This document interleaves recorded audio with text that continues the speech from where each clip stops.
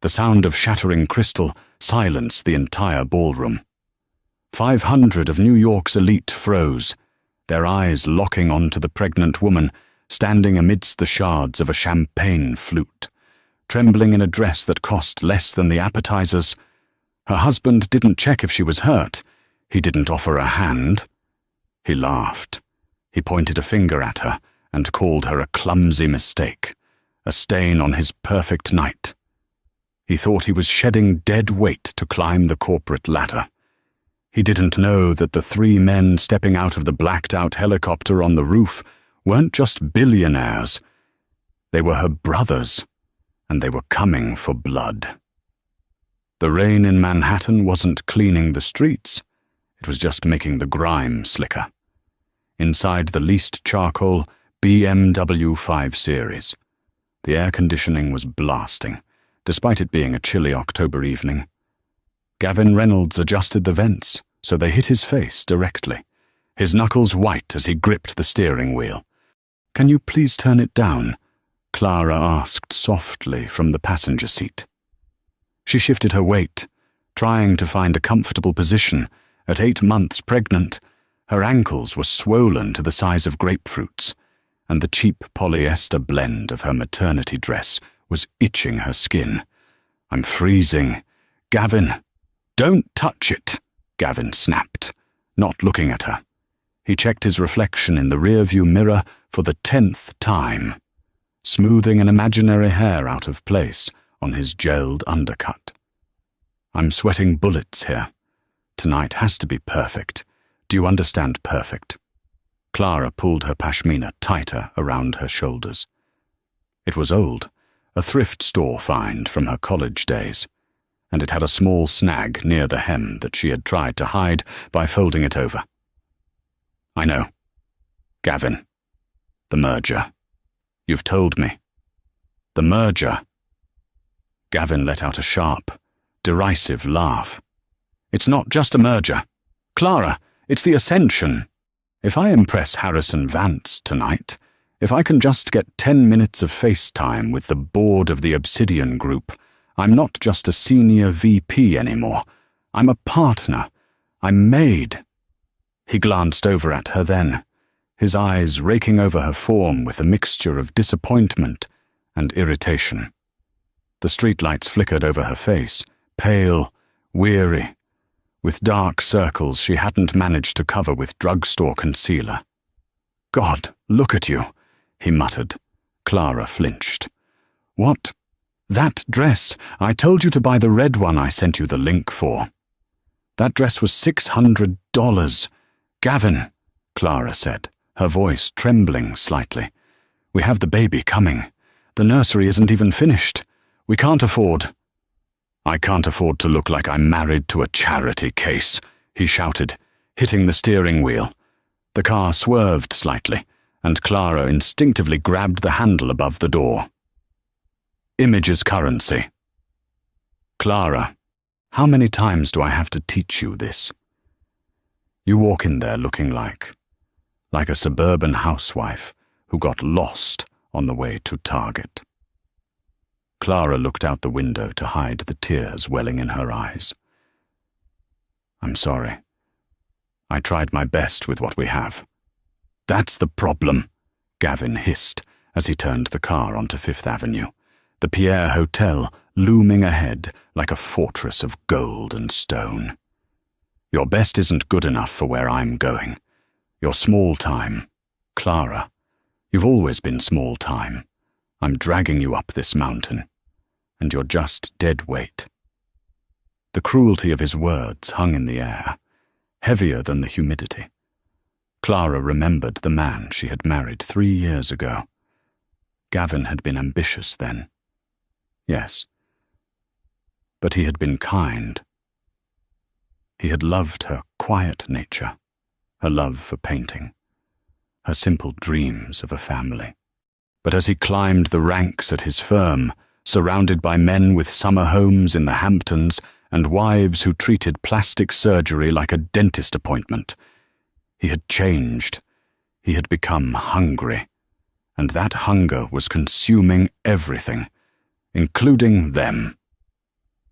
Just try not to embarrass me, Gavin said, as he pulled into the line of limousines and Bentleys waiting for the valet.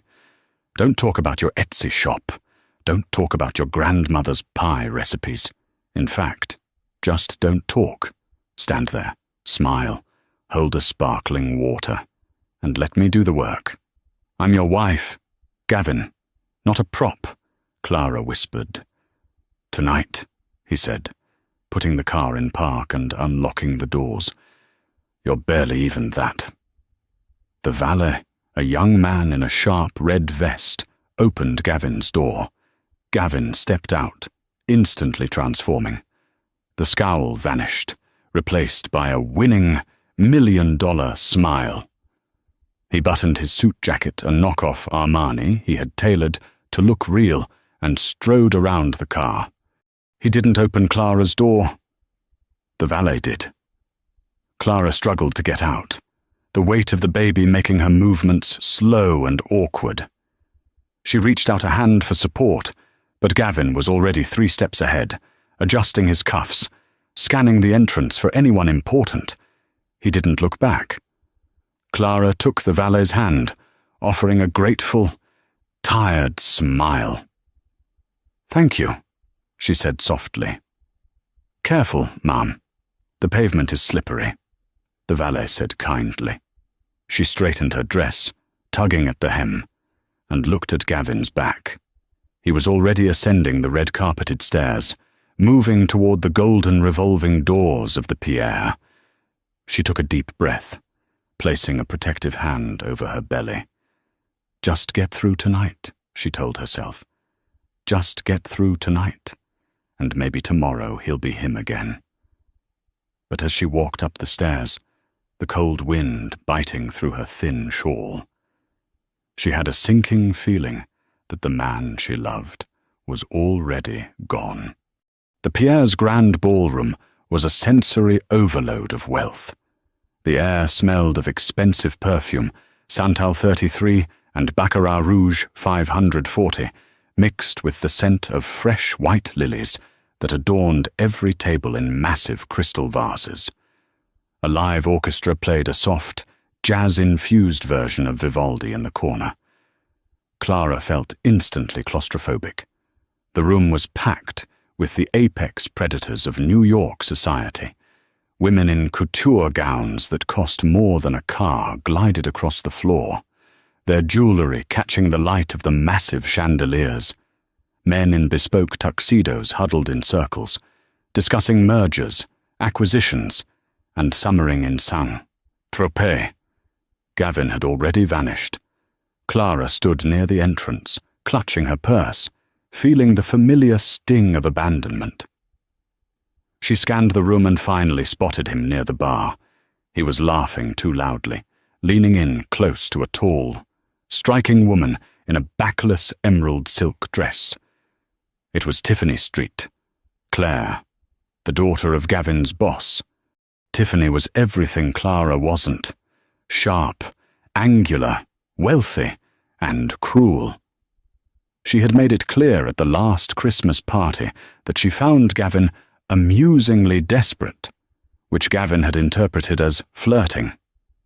Clara navigated the crowd, muttering apologies as her baby bump bumped into people. When she finally reached Gavin, he was in the middle of a story. So I told him, if you want the portfolio to grow, you have to cut the dead wood. It's nature.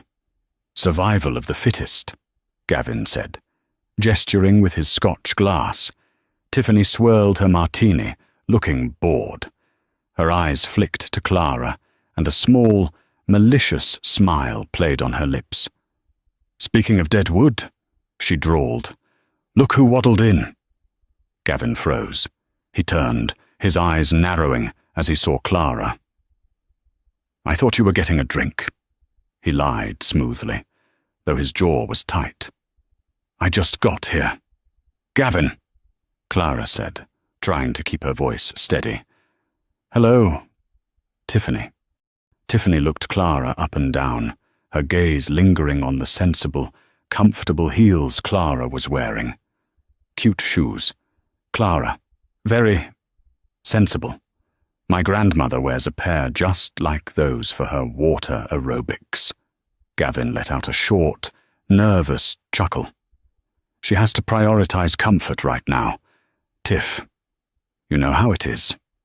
I really don't, Tiffany said, turning her back to Clara to face Gavin completely. So, Gavin, Daddy is in the VIP lounge, the gold room. He's with the investors from Dubai. Gavin's eyes lit up. This was it. The inner sanctum. Access to the gold room was strictly invitation only. Is he... Do you think... I could get you in, Tiffany said, running a finger along the rim of her glass. But it's a tight space. Exclusive. No +1s. Especially not... She waved a hand vaguely in Clara's direction. +1s that take up so much room. Clara felt the heat rise in her cheeks. It wasn't just the insult. It was the fact that Gavin was considering it. She saw the calculation in his eyes. Clara, Gavin said, turning to her, his voice dropping to a whisper. You understand. Right, this is the moment. I need to go in there. You're going to leave me here alone? Clara asked, her voice incredulous. Gavin, I don't know anyone. I'm tired. My feet hurt. Can we just stay for an hour and go? Stop being selfish, he hissed, grabbing her elbow. His grip was hard. This is for us. For the baby. Go sit over there by the buffet. Eat something. You like eating. Right. Just wait for me. I'll be 20 minutes. Gavin. Don't cause a scene, he warned, his eyes dark. Do not make me look bad. Clara. He turned back to Tiffany, his face transforming back into the eager puppy. Lead the way. Tiffany. Clara watched them walk away. Tiffany linked her arm through Gavin's, whispering something in his ear that made him throw his head back and laugh. They disappeared behind a heavy velvet curtain, guarded by two men who looked like ex-military. Clara stood alone in the middle of the swirling party. She felt a tear slide down her cheek and quickly wiped it away. She wouldn't cry. She wouldn't give them the satisfaction. She made her way to a small, empty table near the catering service entrance. It was hidden behind a large pillar, away from the prying eyes of the elite. She sat down heavily, exhaling as she took the weight off her feet. A waiter, an older man with kind eyes, paused as he passed. Sparkling water with lime. Mum, you look like you could use it. Please, Clara whispered. He handed her the glass. Rough night. You have no idea, she said. She sat there for 40 minutes. 40 minutes of watching the clock. 40 minutes of feeling the baby kick. A rhythmic reminder of the life she was protecting. She took out her phone. No texts from Gavin. She decided to go to the restroom to splash water on her face.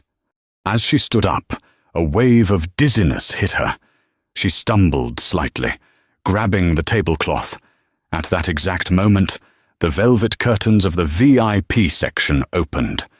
Gavin and Tiffany walked out, accompanied by an older man, Tiffany's father. Mr. St. Clair. They were laughing. Gavin saw Clara. He saw her stumble. And instead of rushing over, he looked annoyed. He said something to Mr. St. Clair, pointed at Clara, and rolled his eyes. He was making a joke of it. He was distancing himself. Clara's heart shattered. She began to walk toward him, determined to tell him she was leaving. With or without him, she was done. As she passed a waiter, carrying a tray of champagne flutes, Tiffany stepped out. It was subtle, a slight movement of her hip, a nudge of her elbow, but it was enough. She bumped into the waiter. The waiter stumbled. The tray tipped. A cascade of champagne and crystal rained down on Clara. The crash was deafening. Clara gasped, as the cold liquid soaked her dress, the glass shattering around her ankles. She stood frozen, covered in alcohol and shards, the center of attention of the entire ballroom. The music stopped. The chatter died. "Oh my God," Tiffany shrieked, her voice dripping with fake concern that barely masked her amusement. "She's so clumsy, Gavin. Isn't that your wife?" Gavin's face turned a deep shade of crimson. Not out of anger at Tiffany, but out of shame. He stormed over to Clara, his shoes crunching on the glass. "What is wrong with you?" he shouted, his voice echoing in the silent hall. Clara looked up at him, water dripping from her eyelashes. "Gavin!" She pushed the "Shut up!" Gavin roared. "Look at this mess. Look at you. You're a disaster. Clara, I bring you to one nice event, one important night, and you ruin it. You're drunk. I'm pregnant." Clara screamed back, her voice finally finding its strength. "I haven't had a drop. You're a burden," Gavin yelled, pointing a finger in her face. The crowd gasped. "I should have listened to everyone. I should have never married a nobody. You're nothing. Clara, nothing. You're just a millstone around my neck, dragging me down." He turned to Mr. Saint. "Claire," hands held up in apology. "I am so sorry, sir. I'll have her removed immediately. She's not well." Clara stood there, shaking. The humiliation was a physical weight, pressing the air out of her lungs. She looked around the room, seeing the sneers, the pity, the cell phones raised to record the freak out. She was alone, completely and utterly alone. Or so she thought. Outside, the rhythmic thrum of rotors cut through the night air. The sound grew louder, vibrating the windows of the ballroom. It wasn't a standard police chopper. It was the heavy, low-frequency thrum of military-grade transport. Then, the massive double doors at the far end of the ballroom, the doors reserved for heads of state, burst open. They didn't just open. They were kicked open. The wind from the rotors outside swirled into the room, extinguishing the candles near the entrance. 3 men stood in the doorway. They were dressed in black suits that absorbed the light. They didn't look like the soft, doughy businessmen in the room. They looked like predators. The man in the center was tall, with shoulders that strained against his bespoke jacket. He had a scar running through his left eyebrow and eyes the color of ice. It was Sebastian Hawthorne, the billionaire recluse who owned half of the tech infrastructure in the Western Hemisphere. To his left was Harrison Hawthorne, the ruthless CEO of Hawthorne Global, known for dismantling companies for sport. To his right was Alexander Hawthorne, the youngest, a playboy with a smile that could hide 1,000 daggers. The room went deathly silent. Even Mr. Saint. Claire looked pale. The Hawthornes were not just rich, they were American royalty. They were the kind of money that owned the banks, that owned the banks. Gavin frowned, confused. Who? Sebastian Hawthorne stepped into the room. He didn't look at the crowd. He didn't look at Mr. Saint. Claire! His eyes locked onto the soaking wet, trembling pregnant woman standing in the broken glass. "Clara," Sebastian said. His voice wasn't loud, but it carried across the room like a thunderclap. Gavin laughed nervously. You know my wife." Sebastian ignored him. He walked forward, his brothers flanking him. The crowd parted like the Red Sea, terrified to even brush against their sleeves. They stopped 3 feet from Clara. Sebastian looked at the glass on the floor. Then he looked at the champagne soaking her cheap dress. Then he looked at Gavin. "Wife?" Sebastian asked, his voice terrifyingly calm. "Is that what you call her?" Yes, Gavin stammered, sensing the shift in the atmosphere, but too arrogant to understand the danger. I was just handling her. She's a bit of a mess. I apologize for the interruption. Mr. Hawthorne, I'm Gavin Reynolds, Senior VP at Harrison. Hawthorne stepped forward, cutting Gavin off.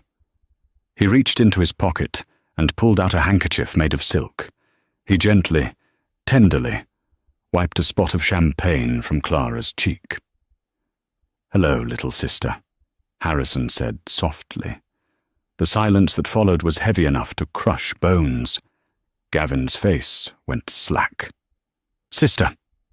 Clara looked up at Harrison, her lip trembling. "Harry," she whispered, "I told you not to come. You triggered the distress beacon on your watch."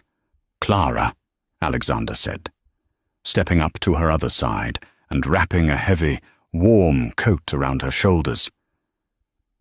"Did you think we wouldn't come?" "He called you a nothing," Sebastian said, his eyes never leaving Gavin's face. The temperature in the room seemed to drop 10 degrees. "He stood there and called a Hawthorne nothing." Sebastian took one step toward Gavin. Gavin stumbled back, tripping over his own feet. "You have 3 seconds to explain why my sister is crying," Sebastian whispered, "before I buy this hotel and throw you off the roof of it." The silence in the Pierre's grand ballroom was absolute. It was the kind of silence that usually precedes an execution. 500 pairs of eyes that had, moments ago, been filled with derision and pity were now wide with a mixture of terror and confusion. Gavin Reynolds stood frozen, his mouth opening and closing like a fish pulled from water. His brain was misfiring, trying to reconcile 2 impossible realities. On one hand, there was Clara, his mousy, thrift store shopping, coupon-clipping wife who cried over sad commercials. On the other, there stood the Hawthorne brothers, the Titan, the Wolf, and the Prince of Wall Street, and they had just called her sister. I don't understand," Gavin stammered, his voice cracking. He looked from Sebastian's icy glare to Clara, who was weeping silently into the lapel of Harrison's coat. "Clara, what is going on? You told me your family was... You said they were dead." Clara pulled away from Harrison slightly, wiping her eyes. She looked at Gavin, really looked at him, for the first time in months. She didn't see the ambitious visionary he claimed to be. She saw a small, frightened man in a cheap suit. "I said they were gone to me. Gavin," Clara whispered, her voice hoarse. "I left them because I wanted to find someone who loved me for me. Not for the Hawthorne name, not for the billions, just for Clara." A ripple of gasps tore through the crowd. The Clara Hawthorne, the lost heiress who had vanished from the social register 5 years ago. Rumors had swirled that she was in a Swiss sanitarium, or that she had joined a convent. No one guessed she was living in a walk-up in Queens, clipping coupons. Gavin's face drained of color. The realization hit him like a physical blow. The charity case he had been berating, the woman he had treated like an anchor dragging him down, was worth more than the entire room combined. You lied to me," Gavin whispered, a sudden, desperate anger rising in him. He was trying to flip the script, to make himself the victim. "You deceived me. This is entrapment. Entrapment." Alexander laughed. It was a dark, terrifying sound. He stepped forward, casually unbuttoning his tuxedo jacket to reveal the custom holster of a firearm he was licensed to carry, though he didn't reach for it. The threat was in his posture. "You think this is a court of law? Reynolds, you think you get a defense?" "She lied," Gavin shouted, pointing a shaking finger at Clara. "She watched me struggle. She watched me work 18-hour days to pay our rent while she sat on a fortune. Do you know how sick that is? She watched you change, Sebastian interjected, his voice low and vibrating with suppressed rage. She gave you a gift, you idiot, the gift of a clean slate. She wanted to build a life with you from the ground up. And what did you do? Sebastian took another step. He was now nose to nose with Gavin. You broke her spirit. We have the reports, the insults, the emotional neglect, the way you made her feel small so you could feel big. Sebastian gestured to the shattered glass on the floor. And tonight, you let her stand in broken glass while you flirted with that. He didn't look at Tiffany Street, Claire, but he pointed a finger in her direction. Tiffany, who had been watching with her mouth agape, suddenly realized she was in the line of fire. She tried to muster her usual arrogance. Excuse me, I am Tiffany Street. Claire, my father is bankrupt, Harrison said flatly, not even looking at her. He pulled a sleek black phone from his pocket and tapped the screen. As of 30 seconds ago, Mr. St. Clair, who had been hiding behind his daughter. Choked. What did you say? Hawthorne Global just acquired the majority debt of St. Clair Industries, Harrison said, looking at his phone with a bored expression. We called in the loans, all of them, effective immediately. You're leveraged 10-1. St. Clair, you're finished. You can't do that. Mr. St. Clair shrieked, clutching his chest. I just did, Harrison replied. Consider it a fee for the distress your daughter caused my sister. The room spun. In less than 2 minutes, the Hawthorns had destroyed a legacy family just to make a point. Gavin looked around wildly. He saw the shift. The people who had been laughing at Clara were now looking at him with disgust. He was a dead man walking, but desperation makes people do stupid things. He lunged for Clara. Clara, wait, he yelled, reaching for her arm. Baby, please, I was stressed. It's the merger. You know I love you. I did this for us. Before his fingers could even graze the fabric of her coat, Alexander moved. It was a blur of motion. One moment Alexander was standing still. The next, he had twisted Gavin's arm behind his back and slammed him face first onto a banquet table. Plates shattered. Silverware clattered to the floor. Gavin screamed in pain. Don't!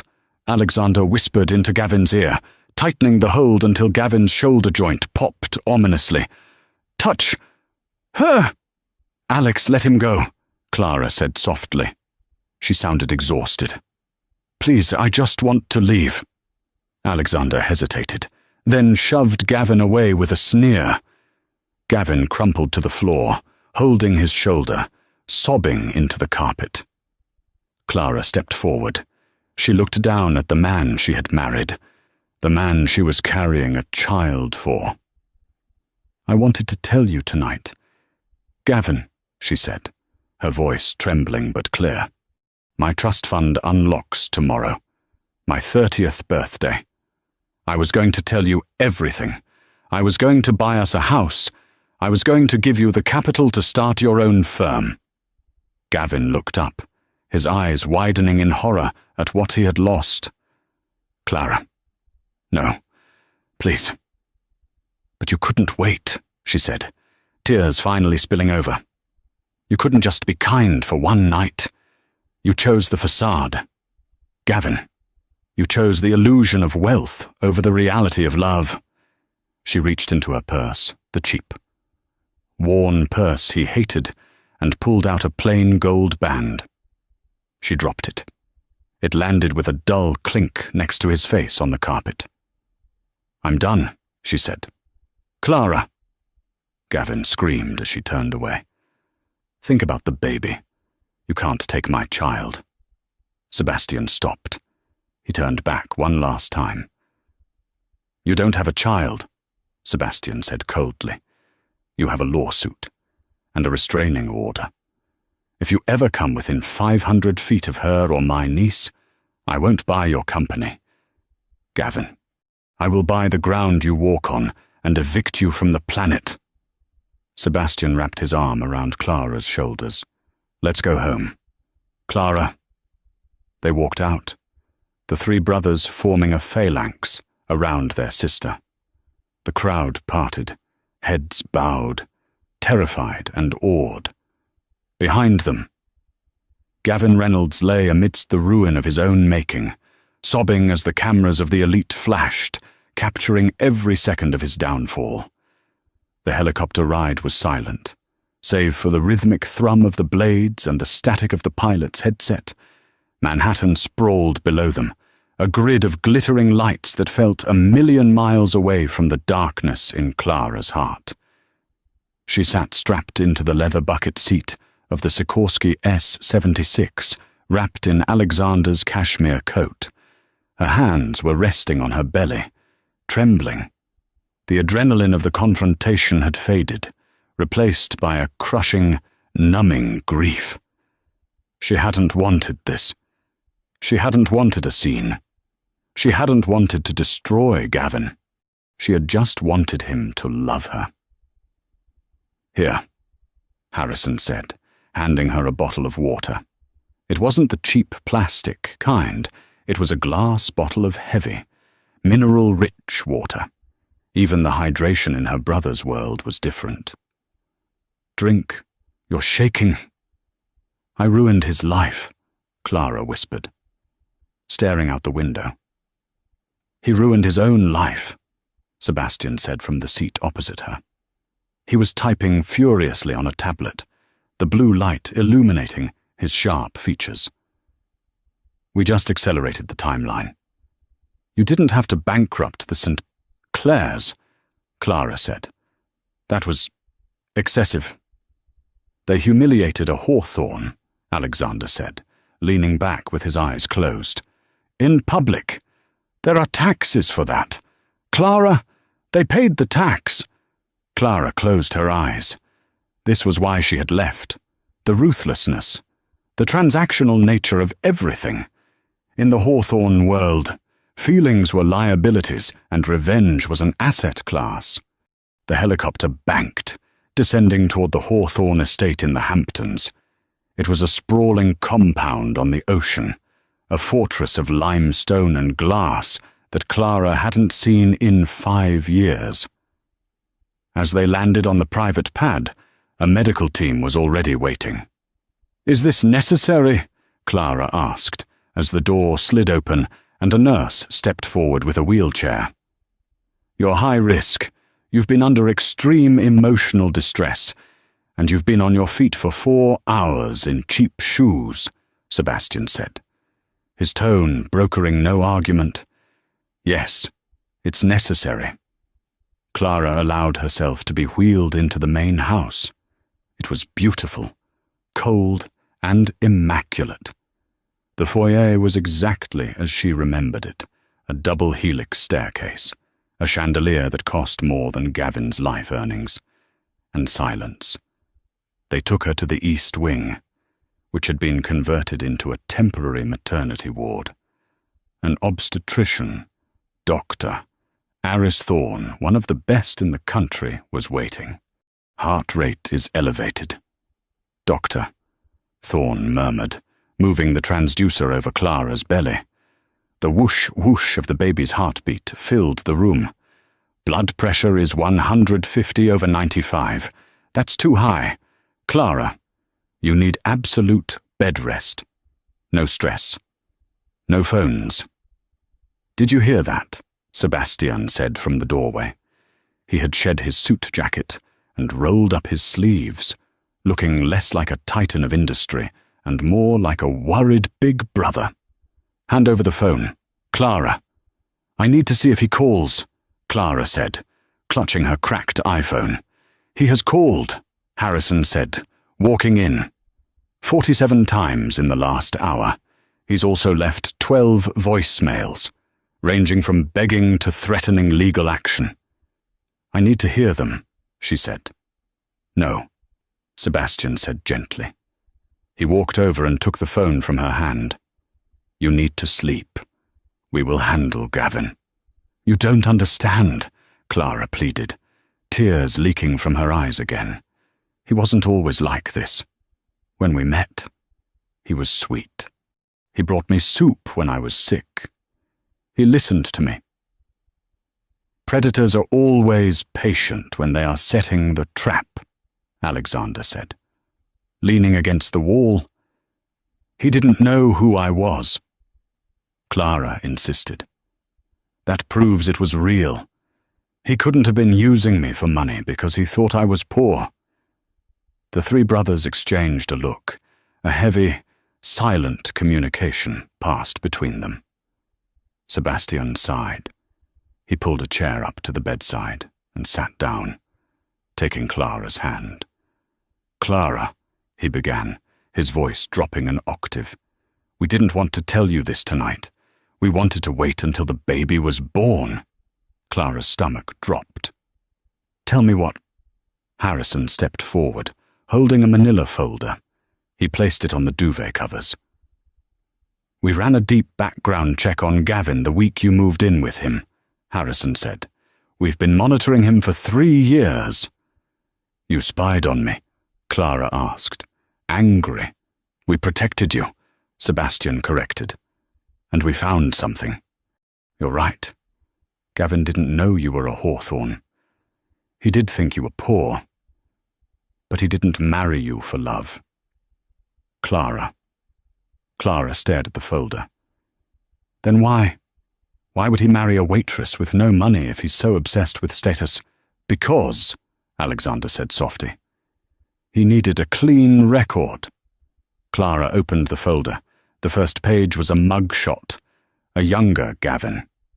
Gavin Reynolds isn't his real name, Sebastian explained as Clara scanned the documents. His name is Gavin Rourke. 10 years ago, he was involved in an embezzlement scheme in Chicago. He turned state's witness to avoid jail time, but his reputation was torched. He changed his name, moved to New York, and tried to restart. He needed a wife who was safe, Harrison continued. Someone with no connections, no family, no ability to dig into his past. Someone grateful. He picked you because he thought you were weak. Clara. He thought you were a nobody who would never question him while he used his clean marriage to build a facade of respectability for his new employers. Clara felt sick. She read the transcripts of emails Gavin had sent to his old friends. Found the perfect cover. One email read, dated 2 months before their wedding. She's a mouse. Quiet, no family. Thinks I'm a god. I can do whatever I want, and she'll just bake me a pie. It's the perfect anchor while I climb. Clara put the paper down. Her hands were shaking so hard the paper rattled. It was all a lie. Every I love you. Every moment of kindness. It was just maintenance. He was maintaining his cover. He never loved me, Clara whispered. The realization didn't hurt. It incinerated her. It burned away the last remnants of the hope she had been holding on to. He loved the control, Sebastian said. And tonight, when you embarrassed him, you threatened that control. That's why he snapped. Clara laid her head back against the pillows. She felt hollowed out. I want to sleep now. We'll be right outside, Sebastian said. He kissed her forehead. You're safe here. Clara, the gates are locked. The guards are armed. No one gets to you.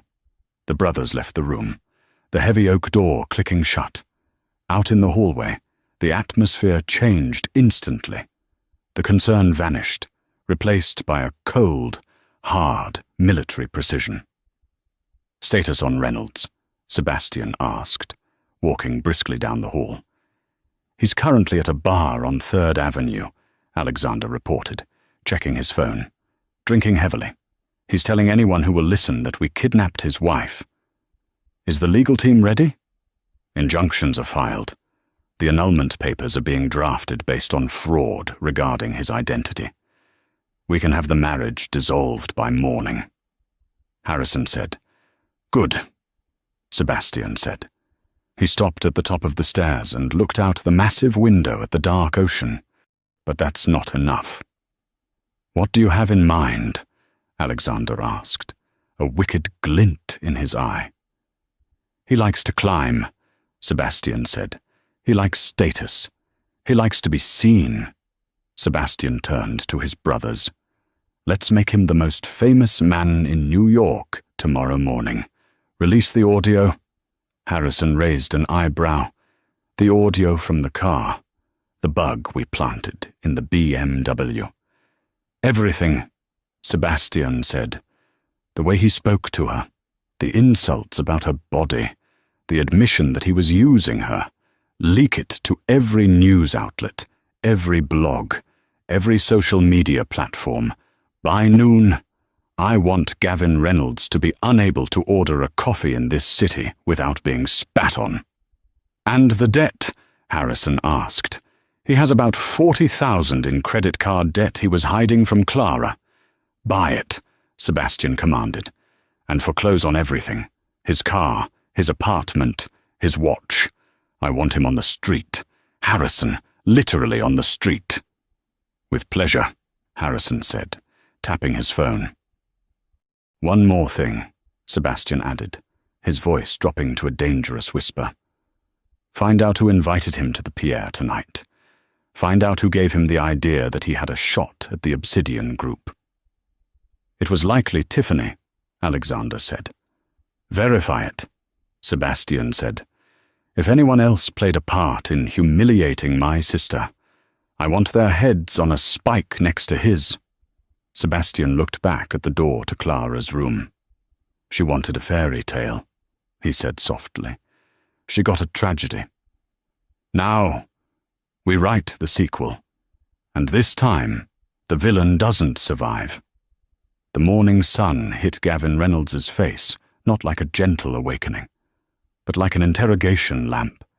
He groaned, shielding his eyes, the pounding headache behind his temples, a rhythmic reminder of the bottle of scotch he had consumed alone in a dive bar on 3rd Avenue.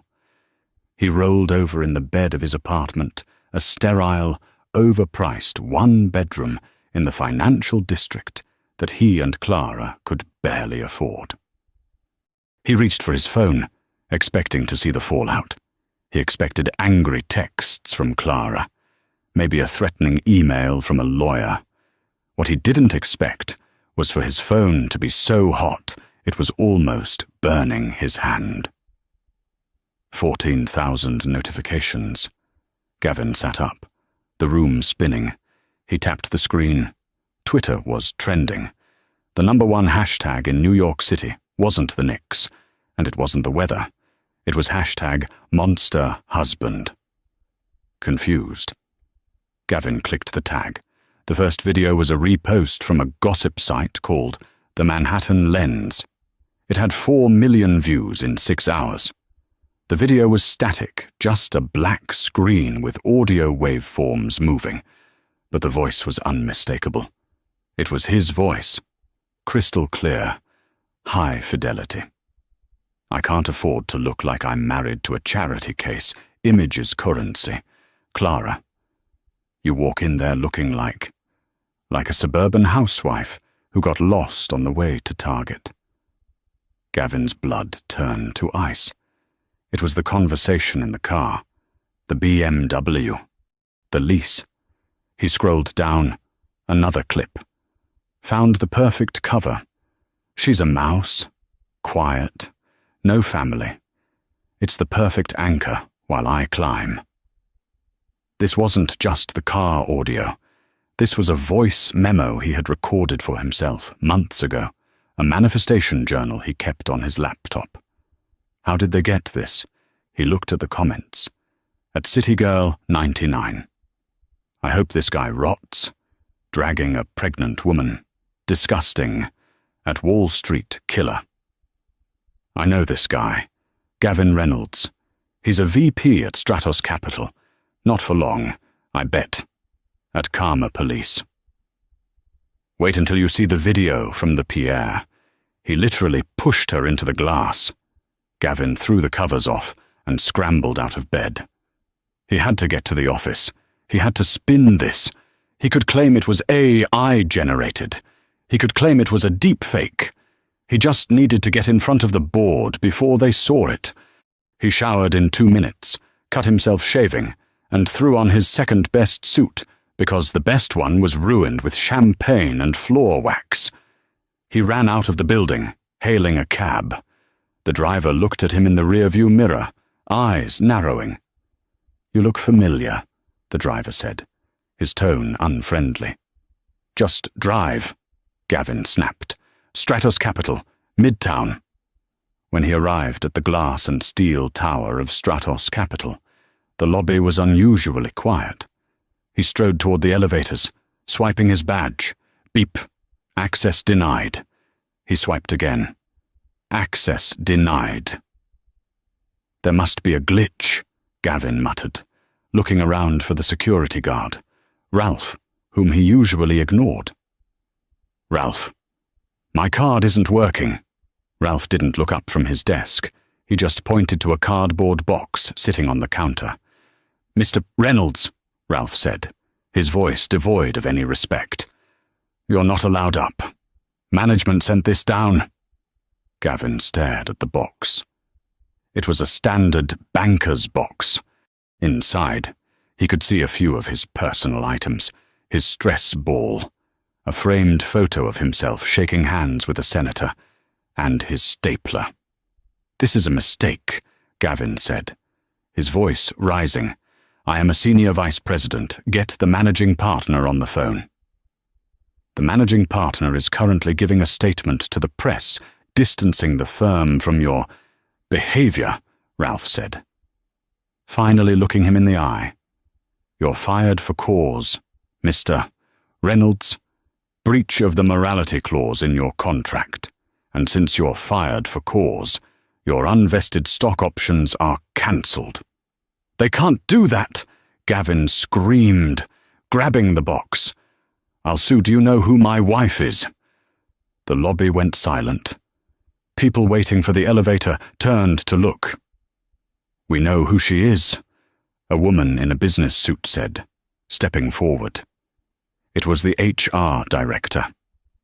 "She's the woman you abused, and her family's legal team has already contacted us. If we don't terminate you, they've threatened to buy the building and turn it into a parking lot." Gavin staggered back. The Hawthorns. They were dismantling him piece by piece. He turned and ran out of the building, clutching his box. He needed an ally.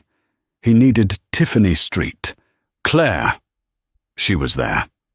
She saw everything. She could testify that Clara was being hysterical. He pulled out his phone and dialed Tiffany. "The number you have reached is no longer in service." He tried her work number. A receptionist answered. "St. Clair Industries, Liquidation Department." "Liquidation?" Gavin choked out. "I need to speak to Tiffany." "Ms. St. Clair is not taking calls," the receptionist said. "The assets are being frozen. If you are a creditor, please hold. If you are a personal friend, please stop calling. She is currently dealing with the FBI regarding insider trading allegations that surfaced this morning." Gavin hung up. The FBI. The Hawthorns hadn't just bankrupted the St. Clairs. They had dug up their dirty laundry and handed it to the feds. He was alone. Completely alone. He decided to go home.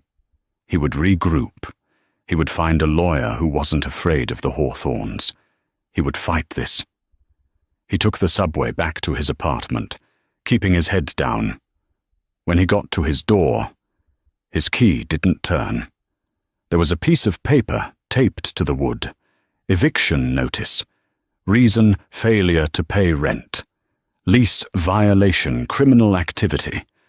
"I paid the rent," Gavin shouted at the door. He pounded on it. "I paid it yesterday." The door to the neighbour's apartment opened. Mrs. Gable, an elderly woman who usually baked cookies, looked out. She held a can of pepper spray. "Get out of here, Gavin," she said, her voice shaking. The landlord saw the news. "He doesn't want trouble. He said your payment bounced because your accounts are frozen." Gavin checked his banking app. Account balance minus $420,000. Status frozen. Court order Hawthorne versus Reynolds. They had frozen his accounts. They had evicted him. They had fired him. They had turned the entire city against him. Gavin Reynolds slid down the door of his locked apartment. Sitting on the dirty hallway floor next to his box of office supplies, he put his head in his hands. It wasn't just a breakup. It was an erasure. 3 months had passed since the night at the Pierre. The winter snow lay thick over the Hawthorne estate in the Hamptons, turning the grounds into a silent, white palace.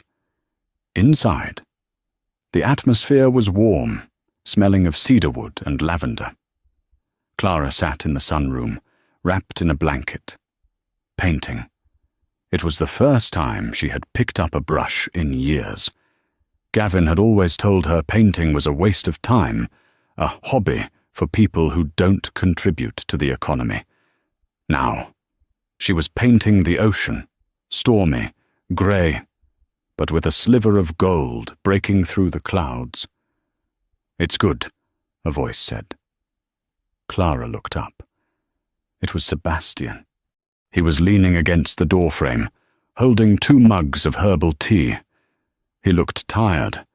The war to destroy Gavin had taken time and energy, but he had done it with the efficiency of a machine. "It's messy," Clara said, smiling faintly. "But it feels like me." "How are you feeling?" Sebastian asked, sitting down and handing her the tea. "Heavy," she admitted, rubbing her belly. She was close, 38 weeks, and guilty. "Guilty." Sebastian frowned. "Clara, the man was a sociopath. You have nothing to be guilty about." "Not about him," Clara said, looking out at the snow. "About you, and Harry, and Alex. You dropped everything for me. You spent millions destroying him. I feel like I'm still a burden, just in a different way." Sebastian's face softened. He reached out and covered her hand with his. "Clara, when Mum and Dad died, I promised I would protect you. I failed for 3 years because I let you run away. I'm not saving you because it's a job. I'm saving you because you're my sister, and because you're the only decent person in this family." Clara squeezed his hand. "He's still trying to call. Isn't he? I see the blocked logs." "He's desperate," Sebastian said dismissively. "He's living in a motel in Jersey. He's trying to sell his story to the tabloids, but no one will print it because we threatened to pull advertising from any publication that gives him a platform. He's ghosted." Suddenly, Clara gasped. The mug slipped from her fingers and shattered on the floor. "Clara!" Sebastian stood up instantly. She gripped her stomach, her face going white. "Seb, something's wrong." Another pain ripped through her, sharper this time. She doubled over. "Harrison, Alex!" Sebastian roared, his voice echoing through the massive house.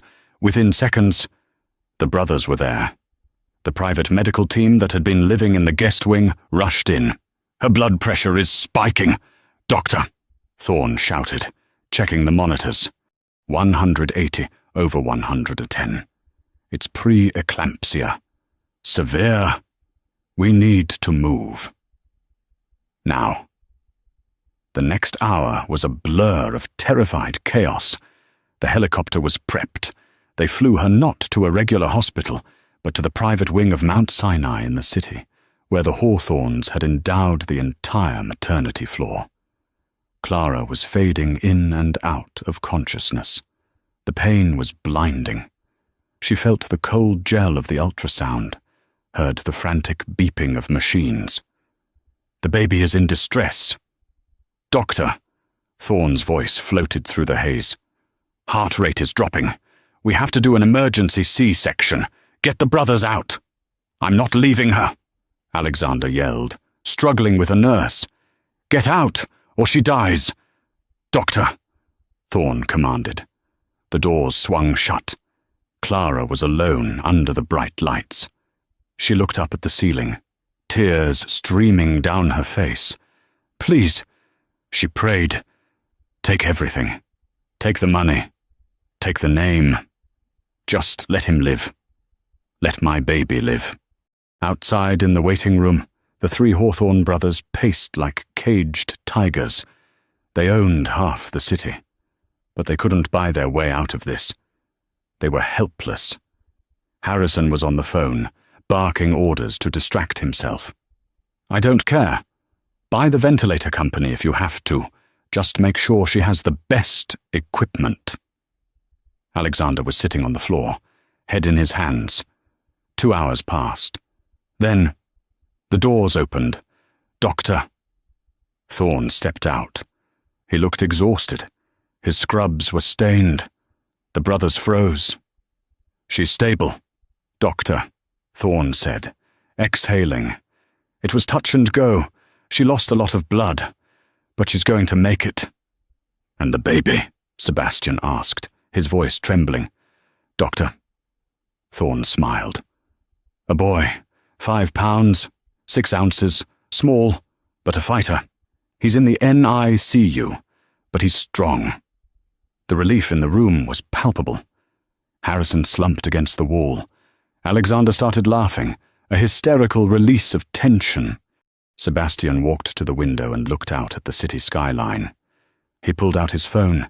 He had one notification, a text from an unknown number. It was Gavin. "I know she's in labor. I saw the chopper. I have rights. I'm the father. Let me see my son." Sebastian stared at the text. His eyes hardened. The fear was gone, replaced by the cold resolve of the patriarch. He typed a reply. "You have no son. You have a DNA test pending that will prove you are a fraud. Step foot in this hospital, and the police waiting in the lobby will arrest you for violating your restraining order. Goodbye. Gavin." He blocked the number. Inside the recovery room, Clara woke up. She felt groggy, sore, and weak, but there was a warmth in her arms. A nurse was gently placing a small bundle wrapped in a blue blanket against her chest. Clara looked down. The baby had dark hair and eyes that were already trying to open. He didn't look like Gavin. He looked like her father. "Hi," she whispered, touching his tiny cheek. "I'm your mum. We're going to be okay. No one is ever going to hurt you." The door opened softly. Her 3 brothers walked in. They looked at the baby with a reverence they usually reserved for rare art or stock market crashes. "What's his name?" Harrison asked softly. Clara looked at her brothers, the men who had saved her, the men who had stood in the fire for her. "Leo," she said. "His name is Leo, after our dad." Sebastian smiled, and for the first time in years, it reached his eyes. "Leo Hawthorne. It has a good ring to it." "Not Reynolds?" Alexander asked. Clara looked at the baby. "No. No more Reynolds. We're starting over." 1 year later, the flashing lights of the Met Gala red carpet didn't blind Clara. They illuminated her. She stepped out of the limousine not as a victim, but as the chairwoman of the Hawthorne Foundation, draped in midnight blue velvet and wearing the family's legendary sapphire necklace. Sebastian, Harrison, and Alexander flanked her, no longer her protectors, but her royal guard. As she ascended the stairs, a commotion at the barricades halted the press. A gaunt man in an ill-fitting waiter's uniform was trying to push through security. "Clara, please, it's me." It was Gavin. The man who had once treated her like a stain was now begging for her attention, his face lined with the stress of a year spent in financial ruin. He had lost everything: his job, his reputation, his pride. Clara signaled security to wait. She walked to the velvet rope, looking down at him with a calm, terrifying indifference. "I have rights," Gavin rasped, eyes darting between her diamonds and his worn shoes. "I'm Leo's father. I'm living in a basement. Clara, I'm starving. You can't just erase me." "I didn't erase you, Gavin," Clara said softly. "You erased yourself the moment you chose a facade over a family." "I can change," he pleaded, reaching a dirty hand toward her. "Just give me a chance, or a loan. Anything, for old time's sake." Clara stared at his outstretched hand. She didn't feel anger anymore. She felt nothing. Slowly, she opened her diamond-encrusted clutch and pulled out a crisp $20 bill. She tucked it into the pocket of his cheap jacket. "Get yourself something to eat," she whispered, her voice devoid of warmth. "And try not to make a scene. It's bad for your image." Without looking back, she turned and walked up the grand staircase, her brothers laughing as they followed her into the light, leaving Gavin Reynolds standing alone in the rain, clutching the only thing he was worth.